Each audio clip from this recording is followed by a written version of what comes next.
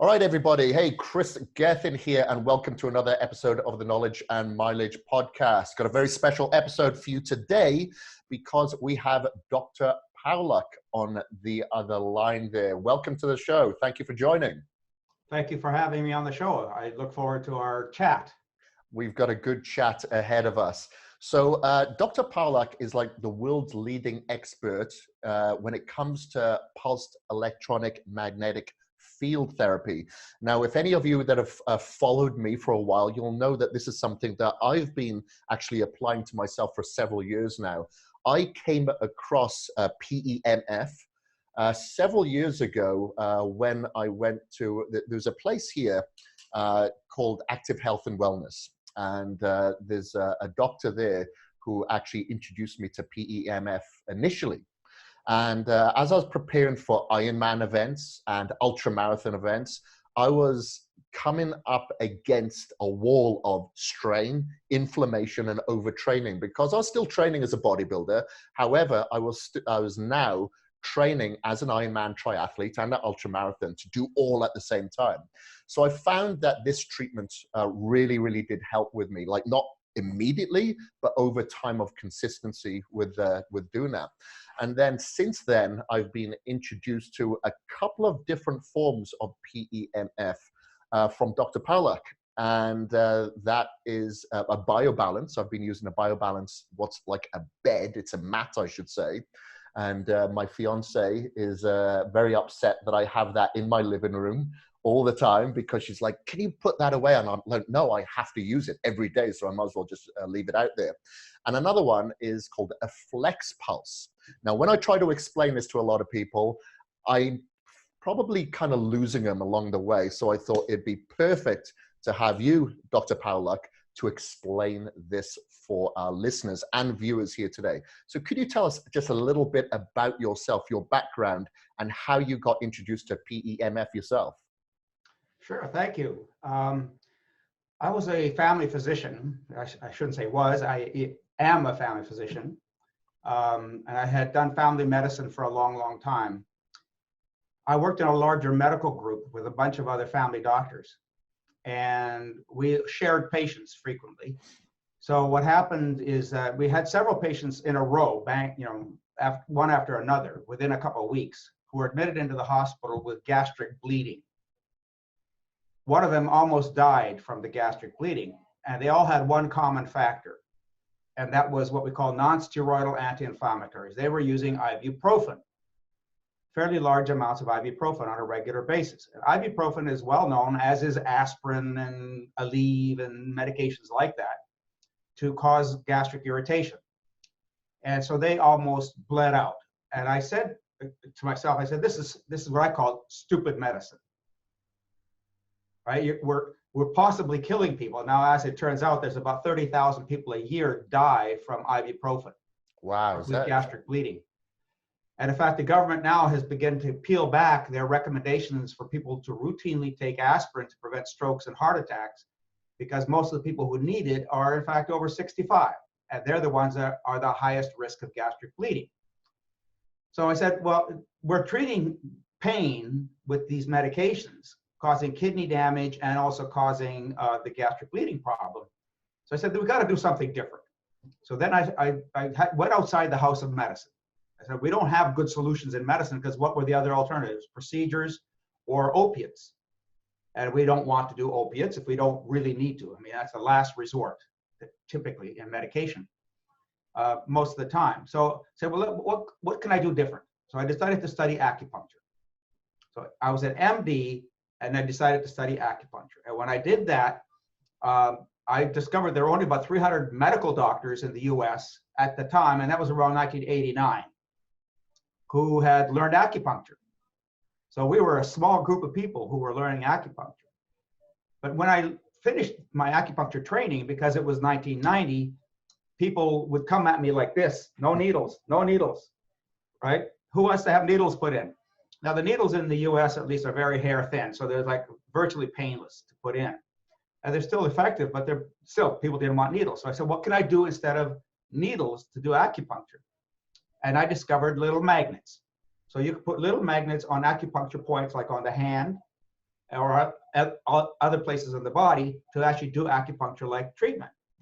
So I was fascinated about this technology. They've been using magnets on acupuncture points for millennia, actually, in the Orient.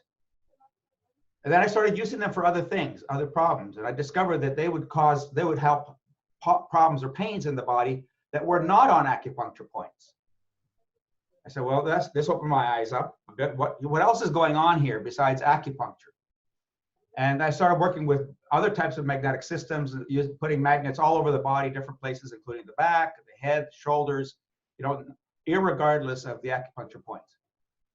And from that point, my interest grew, my scientific curiosity about what was happening grew, and began to work with a doctor, an MD, PhD from the Czech Republic. And in Eastern Europe, they had been using magnetic therapies for a very long time already. So he and I collaborated on a book. So that was back in the 80s.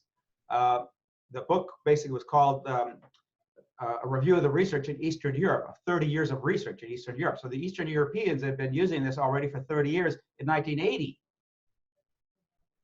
So, well, we know nothing about this in the West, and there was very little to find. And most of the literature, of the scientific literature on it, was buried in documents and manuscripts in Cyrillic, in Russian, Czech, and so on.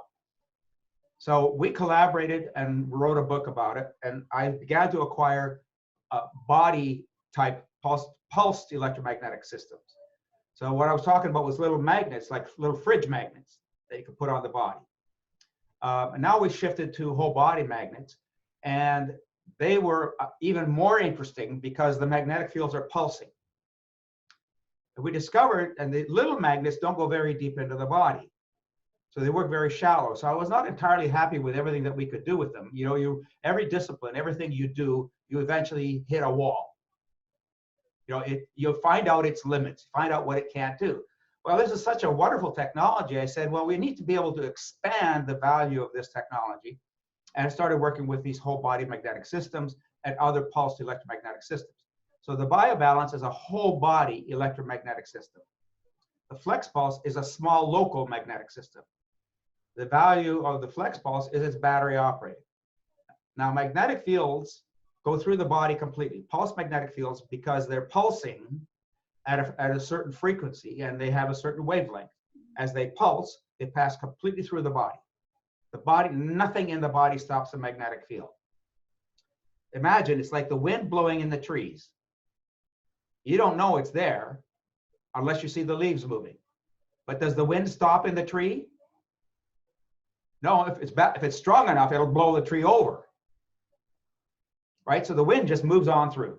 And magnetic fields, in a sense, are like that. You can have a breeze, you can have a strong wind, you can have a tornado, you can have a hurricane. Well, obviously we need to be really careful working with hurricane and tornado magnetic fields, very powerful magnetic fields. And we do have them, they are available. But for most people, for most uses, lower intensity magnetic systems work very well. And as the magnetic field passes through the body, it stimulates charge production. So what's charge? Essentially electricity within the body. It makes the body make electrical charge. So the magnetic field doesn't introduce charge like you would with electrical stimulation. E-stem, right, is electrical. You have to apply an electrode. Basically what you're doing with E-stem is you're electrocuting yourself. Now, there are degrees of electrocution too, right? So magnetic therapy is not electrocution. It's extraordinarily safe. And because it passes through the body, it can heal you at deeper levels as well. Right. And that's the value of pulsed electromagnetic fields. That's interesting because when I had my shoulder surgery last year, to begin with, I did start using what was called, I think it was called a MyDot. So that was the E-stim. And I felt it's funny that you should say that, it felt superficial, great for muscle stimulation, that contraction on the exterior. However, I then started using the PEMF device on the area of the shoulder, like the anterior head and the rear head. And I've really felt the depth of that recovery. when I was actually using that. And I've used the commercial grade, like you mentioned before, you know, the high pulse that, you know, you almost jump off the bed if it's turned up too high. And I felt that like got shoot through my neck. You know, it's very, very deep. So how, from a cellular level, how is that allowing the recovery? Because I know that all energy is electromagnetic in nature and nothing happens in the body without this. So how does this actually help? For instance, like me dealing with a surgery, and I just told my friend who is having surgery on the 16th in his shoulder as well, to use the flex pulse, for instance. How is that going to heal an area that has just gone through surgery? So I can give you the short explanation. The long explanation is in this book. Power Tools for Health. Right, so I authored that book, and Power Tools for Health explains how pulse magnetic fields work, all the different medical conditions that it can actually treat, what systems to look at, different systems and what they do, et cetera. Okay, incidentally, before you carry on there, we will put the link in the show notes to everything that we spoke about today. So including the book, we'll put the link there for the long answer. Thank you. And actually, if people buy the book on my website, drpawluk.com, they would get access to a course. So that the course, which is basically $1,000 value, is free if you buy the book on my website. So it gives you an hour and a half of information, like 20 modules, that really goes into better depth on what magnetic fields do. Okay, I'll put that link there as well. So to go back to your question, essentially what we're doing, magnetic fields have a bunch of different actions. The first action is to improve circulation. All magnetic fields, including the little tiny magnets, improve circulation. So that's the biggest thing. The second is it decreases inflammation. Probably the most important thing that magnetic fields do is to decrease inflammation. If you have chronic pain in a shoulder, it's because you have inflammation. So once you start doing magnetic field therapy, because you increase the charge in the tissue and you affect a receptor called the adenosine receptor, you quiet down the inflammation. Now that doesn't happen like that. It takes time for the body to repair itself, to heal itself. It stimulates RNA and DNA. It increases ATP in the tissues that you're stimulating.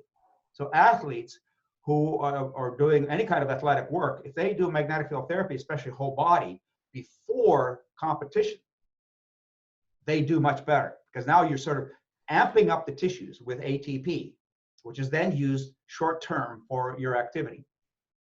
The Russians used to be, before the fall of the Soviet Empire, East Germans and the Russians were constantly whooping the Americans all the time. One of my friends worked with one of the Olympic teams, and he couldn't understand why the Russians were coming back the next day after tryouts and competition as if they were robots. They just bounced right back. Well, why? He walked past their camp, and they were laying in magnetic tubes. Wow. They were using this technology. It's not doping, so nobody's going to discover that it's working for you and that what it's doing for you. So basically, it's amping up the energy in the body. It's reducing inflammation. So post-exercise muscle soreness is reduced by magnetic field therapy. So not only do you reduce inflammation, you reduce the lactic acid buildup, you improve the circulation, you reduce pain, you decrease inflammation, you increase circulation, and you increase repair. So it stimulates RNA and DNA. So then you basically cause all of those things to happen. You can't dial what you want. The body will take from the magnetic field. It's a non-discriminate, it's an indiscriminate form of therapy. And so basically the body says, here, I could do this first, I could do that next, I could do that next, I could do that next. And as long as you continue to use the magnetic fields over a period of time, you get all of these benefits that the body will take from it until it's basically optimized. Interesting. Yeah, I found when I used the PEMF that it's particularly if I had an issue such as a strain, or in this case that I mentioned earlier, my surgery, that I would feel the pulse localized to that area. So for instance, like I've gone into a cryotherapy unit before when my elbows were, I knew they were inflamed at the time. This is going back several years ago. And I felt the cold temperature more so on the inflammation of those joints than anywhere else. You know, it was like, wow. And that's because of inflammation. Yeah. So when you have inflammation, you have increased circulation in the tissues that are inflamed. Acute inflammation, if you cut yourself or if you tear yourself, the body's response to that is to increase inflammation, increase circulation, bring in healing factors, growth factors, and reduce edema, swelling. So when you have inflammation and then you do any kind of significantly strong therapy to that area of inflammation, you're changing the temperature in those tissues more rapidly. If you're already inflamed, unfortunately, with magnetic fields, fortunately and unfortunately, you increase the circulation temporarily, which can increase the inflammation already temporarily. But you have to climb the hill to get to the other side. No pain, no gain. Yeah, exactly. You've got to put that sacrifice before your success. So, so the question that I've got now, based on a question that I've had from several other people as well. So for instance, I'm drinking a coffee here now. I know that some people are fast caffeine metabolizers, some are slow. So I try not to have any caffeine after like 2 o'clock in the afternoon because I know I'm a slower caffeine metabolizer. Now, would it be the same with PEMF? Some people are going to be more receptive to the treatment than others. Some people may have instantaneous results, whereas other people may take several months. Would that be the case? Yes and no, but not for the reasons that you're saying, like with metabolism. No, no, of course. I'm just using that as an example. Yeah, of course. But I think the analogy is similar. And the issue really is the starting point. It's the starting point and the tissue. If you have really bad, deep, chronic pathology, it's going to take a lot longer to get better. The magnetic field doesn't care whether you're a mouse, a rat, a horse, or a snail. It doesn't care. All biology is affected similarly. It's the tissue, it's the state of the tissue itself that determines the rapidity of the response. And yes, there are some people who neurologically are just more sensitive. Some people you can bowl them over with a feather, and other people you need dynamite to get them going. So there are those degrees of sensitivity, but when you're actually talking about tissue itself, for the most part, it's all based on the starting point of the tissue and the particular tissue. So we know, for example, the skin heals a lot faster than bones do. Tendons and ligaments may not heal at all because they have a poor blood supply. The brain takes forever to heal. Nerves take forever to heal. Corneas take 24 hours. Gut cells take 72 hours. So again, it depends on the tissue that you're dealing with, how fast it's going to heal and what the response rate is going to be. Got it. Okay, that makes complete sense. Okay, so let's say that we're talking about my demographic, that are mostly athletic. They're either into some form of endurance or bodybuilding, strength training, whatever it may be. For instance, if they're dealing with, like you said, general inflammation, there's going to be people that need a rehab from injury. But let's say if we're talking about general inflammation, based on the people that you've worked with and that form of demographic, is there a time period that they feel some sort of alleviation of that inflammation that they're dealing with? Part of the answer to that, again, depends on the depth of the tissue that you're treating. Depends on, as I said, the starting point, how much inflammation is actually there, and how much treatment time you're willing to put in. Right, okay. So some people, there are devices being sold and marketed that say, all you need is 8 minutes. Well, that's complete crap. That's a marketing gimmick. You need what you need, and your body's going to tell you how much you need. So if you do 8 minutes of treatment or 10 minutes of treatment and you get pain relief, fantastic. You're on the way to the races. Right? On the other hand, you may need 2 hours or 3 hours a day at the beginning. As the tissues begin to get more restored and more recovered, then you need less time. You can then go into a maintenance mode. It's like any other kind of rehab. You do intensive rehab at the beginning. You gradually stretch out the rehab as you can see that the rehab is working. Same thing happens with training, right? You don't get off the couch and run a marathon the next day unless you've been practicing for quite a while. So tissues of the body is the same. So people, you don't normally feel these magnetic fields. You may hear a clicking especially with the flex pulse, but you don't normally feel them. The very high intensity feels that you were describing where you can have muscle contractions. Well, obviously you're going to feel those very, very quickly, and you may get results much faster because of the intensity of the magnetic field. But lower intensity magnetic fields take more time. Typically for most musculoskeletal problems, it could take 2 to 3 weeks for you to feel like 80 to 90% relief and recovery. So it could take several weeks of regular treatment, like maybe half an hour every day to get that benefit. That's pretty much what I do right now, actually, 30 minutes every day. And that's a minimum. Let me give you the idea of insufficiency, sufficiency, and entropy. Do you think people are listening know what entropy is? Maybe. Please share. All right. So entropy is a term in physics. It's the loss of thermodynamic equilibrium. And the loss of thermodynamic equilibrium means there's not enough energy to keep a system supported. Our bodies are in entropy. We have entropy going on all the time. You build a house. If you do nothing else after you've built a house, how long is it going to last? Eventually, it's going to break down because you need to keep it up. Our bodies are no different. You have to keep them up. So if you're starting from a point of insufficiency, you have to get yourself back to sufficiency.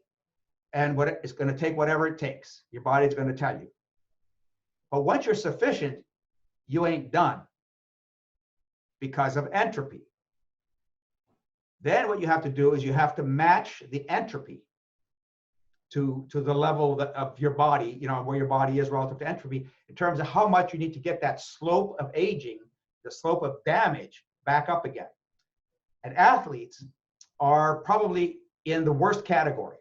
So on the one hand, you have cardiovascular health, right? You may have brain health because you're increasing circulation, you're doing all these wonderful things for your body, but the wear and tear is fantastic, right? It's accelerated. You can see this in professional football players. Normally between after age, we stop growing at about age 24. Between age 24 and 40, we're in a relative balance between breakdown and repair. After 40, most people start to notice the nicks and scratches and creaks and rattles. And that only accelerates. So if you're a professional football player, how fast do you think you're accelerating? You're going to be accelerating pretty rapidly. Yeah. Right? Even at age 25, you're going to be rapidly going downhill because you can't maintain the body when you're exposing the body to that much risk and harm and stress. That means you have to work that much harder to bring yourself back up into equilibrium, into a relative equilibrium, because nobody gets out of here alive. Yeah. Right? No matter how much you exercise, and how much you perform, nobody gets out of here alive. So the question is trying to keep that slope up as high as you can. And that means doing extraordinary things. It means, again, getting proper rest, getting proper nutrition, taking the proper supplements. And magnetic field therapy activates everything. Everything that you do will work better when you do regular magnetic field therapy. Yeah, that's what I really liked about reading some of your content is not only that you talk about the PEMF, you talk about the whole global structure of what supplements that you should be taking, what sort of nutrition, vegetables, etc. The amount of magnesium that you should be taking, especially when you're using PEMF to make sure that you have the efficacy of that treatment. And as you said, the athletic people, even though we are fit, we're not always classed as healthy. Far from it. There's a huge disconnect there sometimes. And I think as soon as I hit my 40s or just before that, I really started paying close attention because to me, some form of activity or competition is definitely, a form of therapy for me. So I always want to continue that therapy. I want to do this forever, So I really started looking into these treatments because I know the way that I train probably is going to harm my future instead of heal my future. So that's why I try to heal myself as much as I possibly can. And using like the BioBalance bed, for instance, is very easy for me. I could just lie on the couch. I did try it because I'd been speaking to Sid, who had been absolutely phenomenal in regards to using the BioBalance before bed, because I really wanted to help with my deep sleep cycles, because I quantify my sleep as much as I possibly can, because I've always had a bit of an issue there, and I know I need that sleep for my restoration. However, I found that having the BioBalance in my bed didn't really work for me. And then when I started treating myself a couple of hours before bed, that's what really had a positive effect on my deep sleep cycle. So I guess, you have to change and see what works for you to customize it to a certain degree, and how much time should be spent on it. So because I want to pick your brains now personally, selfishly, I use the BioBalance, like I said, for about 30 minutes a day. I'll also use the Flex Pulse specifically on areas that I want to treat. For my protocol, being an active person that does some form of cardio every single day, if not twice a day, and weight train 4 times a week, pretty hard. I like to push myself to failure. What would be the protocol that you'd suggest for me? I know you're going to have to generalize now. I'm not talking about any tendon or ligament damage, but just wear and tear and strain that I want to prevent. So, like, if you think like a trainer, you say, here's what you should do. Try it.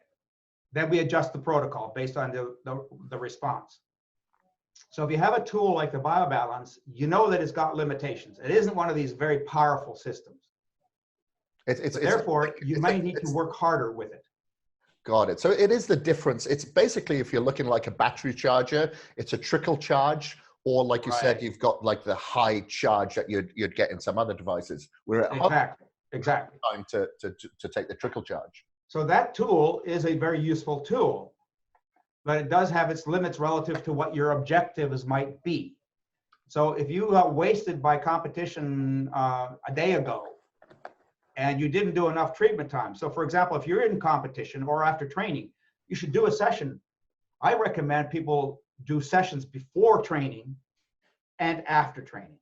Got it. So in the settings, you'd put like the recovery for your post-workout. And exactly, maximum intensity. And I would use the sandwich. I'd lay on the whole body pad and use the pillow applicator on top. Right. Now the sandwich decreases the intensity of both by half, but by creating a sandwich, the field in between is stronger for the whole depth of that area being treated. Fascinating, because I've always had the pad just underneath my head as opposed to sandwiching myself with it. And you can do that, but you can do that separately, because if you want more intensity to the back of the head or the brain, then you can do that. So the pad itself, because it's double the intensity of the whole body pad, it's going to give you that much more benefit. So what you're doing by putting it on specific parts is good. That's what you should do. But you can use the sandwich. And again, it's going to be a matter of experimentation. Try it and change your protocol as you need to based on the response that you have. So I recommend loading before you train, because again, as I mentioned, you're going to increase ATP production in the muscles. So the muscles will work harder, work longer, and recover faster when you do training, when you do before training. Then when you, after training, after workouts, when you do it, you basically wash out the stress out of the body. You wash out the acidity in the tissues. And you increase circulation. You're essentially, again, washing out the body. And then that helps repair and recovery. Because the longer you have swelling in the tissues, every time you do muscle work, right, you get swelling in your tissues. How do you build muscle? You tear it. The body's response to a torn muscle is to repair it, and that muscle builds, gets bigger and bigger and bigger. Well, every time you tear it, you have inflammation, you have swelling, so you have buildup of lactic acid. When you do treatment after your activity, then you wash all that out, you recover faster, and you can go back to training more aggressively than you would have if you didn't do it. AK, a la those Russian Olympians. Got it. Okay, interesting. All right. The thing is, you can't overdo the magnetic field therapy. It's impossible, especially with this system, because it's not that high intensity. With some of the very, very high intensity systems, there is a possibility of overdoing it, but not with a BioBalance. The major limiting factor for most people with a BioBalance is time. Got it. Yeah. Well, the great thing about the BioBalance is because, like you said, it is a mat. I've got it on my love seat in the living room there. So it's perfect. If I'm going to sit down, have a meal, or watch the TV for a little bit, or just lie down and read a book, then it's okay. You can actually allow Even that 10 time. minutes is better than nothing. Of course. Yeah, it's efficient. So right here, I just want, for my viewers that are watching this, I've got the Flex Pulse. So I want people, obviously I couldn't bring the BioBalance here, it's a little bit too big, but this is the Flex Pulse that I use as well. At what times would you suggest people would choose a Flex Pulse, for instance? I know the answer, but I'd like you to explain and why, over, for instance, like a BioBalance. Well, probably the most important is sleep. So you can set the BioBalance. The BioBalance has 6 programs in it. 3 programs or 4 programs I use routinely. Program 1 is basically 10 hertz, which is like a repair program. It's alpha rhythm. It relaxes the brain. It's daydreaming. Program 3 is 3 hertz, which is delta. So if you know about sleep physiology, delta is deep sleep. So I recommend using delta under the pillow or under your head all night. Could it go actually on the bottom end of your pillow? It doesn't have to be on the top end? Well, everybody's gonna have to figure it out for themselves. Okay. It's clearly, if it's on the top, under your head, inside the pillow cover, it's much closer to your brain. Yeah. So if you have a thin pillow and it's only like 2 inches or 3 inches after with your head on it, because it doesn't matter if the pillow is compressed. The issue is the distance from the coil, the stimulator, and your brain. Got it. So if it's close to your brain, then you're going to get the maximum benefit. I never recommend putting it under the mattress. I think that's foolish because there's no magnetic field left. Of course, yeah. Right, to treat yourself. So as close as you can to your brain, and then just run it all night long. This is what I call audio magnetic entrainment. The new term I just coined, audio magnetic entrainment. Because it's under your head, it's going to be close to your ear. If you're laying on your side, you can hear it clicking. That's audio entrainment. And then the magnetic field itself is magnetic entrainment. And what it does is basically grabs the brain waves, and the brain begins to oscillate with the frequencies of the magnetic field. That's why it's audio magnetic entrainment. Right. Okay. And then with the Flex Pulse, for instance, at what point would you suggest that people would use the Flex Pulse? Well, that's what I'm talking about. The Flex Pulse under the pillow. Oh, the Flex Pulse. Oh, sorry. I thought you meant the actual BioBalance pillow. No. Oh, got it. The BioBalance is, the Flex Pulse by comparison is 200 Gauss, 200 to 300 Gauss. The BioBalance is 5 to 10 Gauss. So there's significant magnitudes of difference. But the BioBalance is treating the whole body. Yes. Right? The Flex Pulse is treating one specific spot. Those little white coils you were showing. Yeah. Right? So you put one of those coils under your pillow, and that coil will transmit into your brain. So you could use those little coils to treat specific areas of the body. Program 1 or Program 2 typically would be used for that, like your shoulder. So if you have surgery, if you have an injury, the good thing about the Flex Pulse is it's got a rechargeable battery. You could find a way with appliances to strap it on, Velcro straps, ace bandages, wrist wraps of different kinds, to put it over a different area of the body, wherever you have a problem, and wear it hours at a time. Yeah, that's exactly what I was using. So I was using this on my shoulder. I was using that. And obviously, like you said, like you mentioned, hold on. Sorry. And as you mentioned as well, there's specific areas of inflammation, and it's perfect, obviously, when traveling. I travel a lot, but it doesn't mean I'm stopping training. So I find it's perfect if I'm going to, if I'm flying anywhere, if I'm traveling, if I'm in a hotel, then I can actually apply that, which is actually perfect. So, okay. So program 1 and Program 3 are great for jet lag. I'm going to make a note of that, because I want to always make sure that I'm efficient as soon as I land, and I travel a lot. 1 and 3. And for people who do overnight flying, red eyes, it's hard to sleep on a plane. So I use Program 3 on the back of my neck. I call that Flying Delta. Okay. Flying Delta. I like it. I'll definitely try that one. Okay. So, we've spoken about a couple of things, okay, about injuries and how it can help with inflammation. Like I said, there's a friend of mine who's going for surgery on the 16th, and I've suggested that he uses the Flex Pulse as soon as he's out of surgery. But for, the people that are active out there, they should be utilizing this as a preventative, okay, to assist with that both for prevention and therapy. Therapy and prevention. Let me talk about surgery for 1 second, since you mentioned it. You should do magnetic field therapy before surgery. Really? Before? Before. So, why? One, you decrease edema in the tissues. Number two, you're going to increase something called heat stress protein. Heat shock or heat stress protein preconditions the tissue before it's damaged by the surgical process. You can't grow a garden in a swamp. Right? What you're doing before surgery is you're clearing the swamp. Then you do surgery. The tissues are already ready for the insults from the surgery. Obviously, if you have surgery, you usually have surgery because there's a problem, which usually means you have edema, which usually means a poor circulation, inflammation, and so on. So you pre-treat before surgery for several days, preferably. Then, immediately after surgery, within 6 or 8 hours after surgery, you start magnetic field therapy until the wound's healed. Interesting. So most people don't treat before surgery.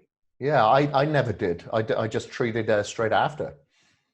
Should do it before. If you have the machine, if you have the device already, do it before and after. I had an appendectomy, and I used my Flex Pulse. I had 3 stab wounds in my belly for my elective appendectomy. And I treated those stab wounds immediately after. I treated before, and then I treated right after surgery. I had my surgery on a Friday afternoon. I was back to work on Monday. Wow. Interesting. And for how long of a period were you actually utilizing it? At that time, because I was post-operative, I was using it continuously. That's a way to do it. Now, you can't use the Flex Pulse continuously because the battery wears down, so you have to recharge it. But you use it as long as the battery is working. Got it. Okay, interesting. Now, I know there's a lot of studies that are out there on PEMF. What are the most studies based on? I know there's a lot of research on various things, whether it be depression, anxiety, various stomach digestive issues, for instance. But would you say the most is on the physicality of inflammation? Musculoskeletal. Musculoskeletal. Yes, that includes pain management, it includes tears, wound healing, repair and recovery. Those are probably the most common studies. But in the book, I give evidence, scientific evidence, over 500 scientific references in the book on at least 50 different conditions. And there are more, but that's all I had time for to put into the book. And I talk about 25 different mechanisms of how PEMFs work. So if you take the concept of the mechanisms, they can be applied to virtually any problem in the body. Interesting. Okay, so what other than, like you said, the muscular and skeletal, what are the other common areas that people would treat PEMF with? Headaches, circulation issues. I had a diabetic who was about to lose both of his legs, and he had a machine like the BioBalance. Before the BioBalance came out, I was working with a different machine. We got him on a diet, we got him on supplements, started the magnetic field therapy, and we saved his legs. He was heading to surgery to lose both his legs below the knees with diabetes. His legs were purple from the knees down, gangrene. 3 months later, the surgeon says, "Oh, I guess we don't have to cut off your legs." And that was partly due to the increased in circulation to those localized areas. A whole bunch of factors. All the different things I outlined that magnetic fields do, all of that's going on at the same time. So circulation is only one part of it. You have to reduce inflammation, as we talked about. Mm-hmm. You have to improve the circulation. You have to stimulate tissue healing and recovery for the lack of oxygen in the tissues. So increased oxygenation in the tissues as well. The ability of the tissues to use nutrients better, to take down the insulin resistance that you get in a diabetic, type 2 diabetic. So the whole bunch of different factors are working simultaneously. Okay, interesting. What about things like anxiety and depression and mental disorders? One of my favorite devices for anxiety is the Flex Pulse. a Flex Pulse. And what program would you use in the Flex Pulse? Which one? One? Program 4. 4. So I had a lady come into my office. She was incredible. She was like this, like she had been on cocaine. She was just wired and jittery and nervous. I mean, I knew I wasn't going to be able to have an hour interview with her. So I took the Flex Pulse coil and put it in the back of her neck on program 4. And you could literally see the elevator going down. So at the end of the interview, I said, what was your level of anxiety before we started, from 0 to 10, 10 being the worst anxiety you can imagine? And she said a 7. So I said, I hate to see what she would be like at 10, because I thought she was already close to 10. But she said 7. So I said, what is it now? So an hour later, it was 3. And she bought a system, clearly, and she uses it every day. She doesn't leave home without it. That's great.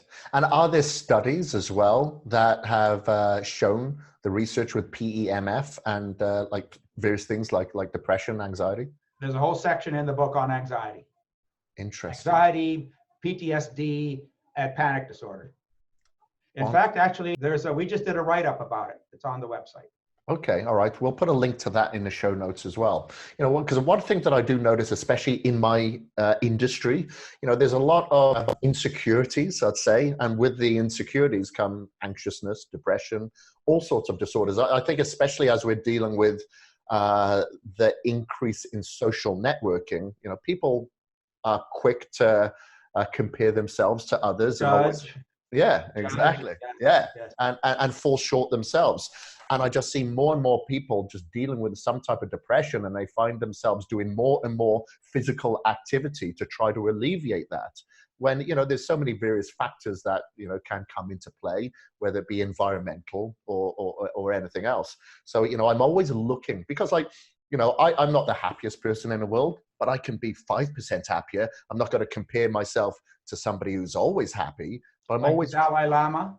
Yeah, exactly. You know, I'm always going to fall short and deal with anxiety even more so. So I'm always looking for that edge to improve, because as I keep telling people, okay, we want to look good, we want to have that bicep peak, etc. We want to run a faster marathon. But the most important aspect of ourselves is like our cells, our heart, our mitochondria. And that is what we really need to heal for our future, instead of what we may be doing is harming it. So if there's any way that we can possibly charge ourselves to improve all these aspects, then why wouldn't you want to do it?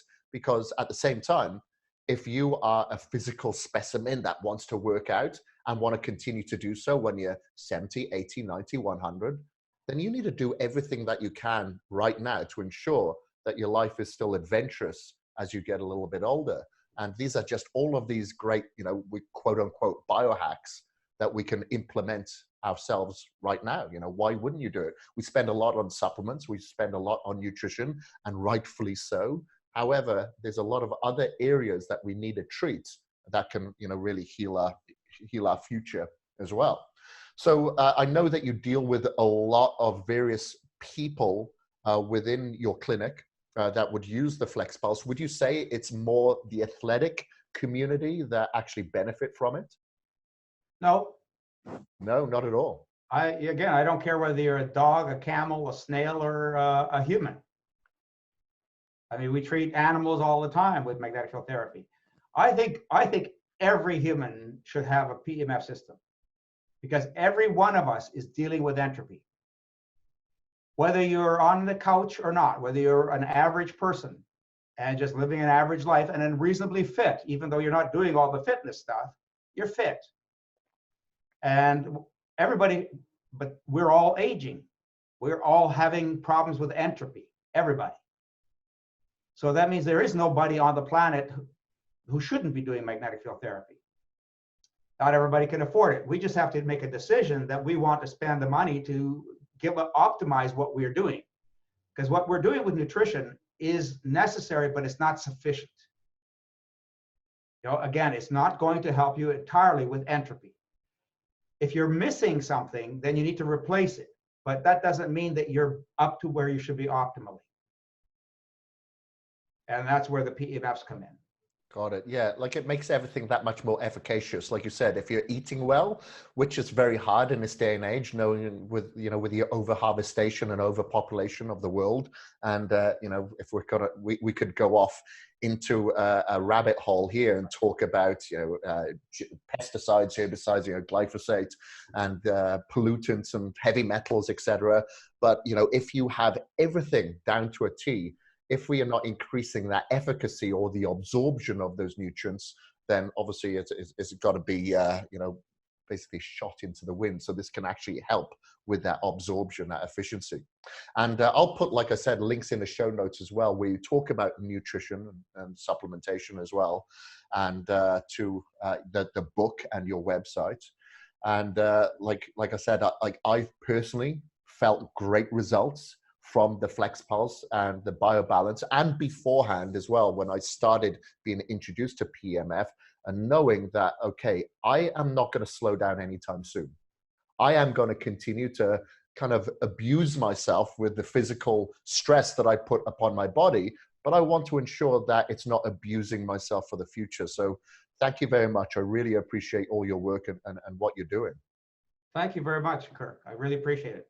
Okay, thank you. All right, well, I appreciate your time here today, and I hope you enjoyed this episode, everybody. Remember, do leave your review, and if you do have any questions for myself or Dr. Pawluk, please do leave them in the comments below. Yes? And great. And we will see you next week for the next episode of the Knowledge and Mileage podcast. Thank you very much, sir.